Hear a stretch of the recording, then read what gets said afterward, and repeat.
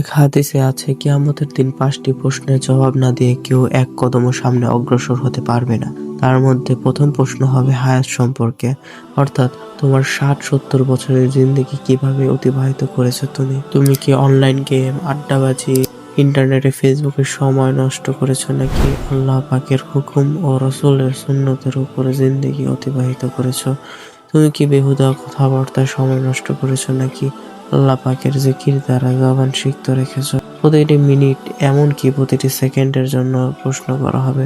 এই মর্মে আবু বারজা আসলামী রাদিয়াল্লাহু তাআলা আনহু থেকে বর্ণিত, রাসূল সাল্লাল্লাহু আলাইহি সাল্লাম বলেছেন, কিয়ামতের দিন মানুষের দু পা সামনে অগ্রসর হতে পারবে না যতক্ষণ না এই প্রশ্নের জবাব দেবে। ১. হায়াত কিভাবে অতিবাহিত করেছো। ২. ইলম অনুযায়ী কতটুকু আমল করেছো।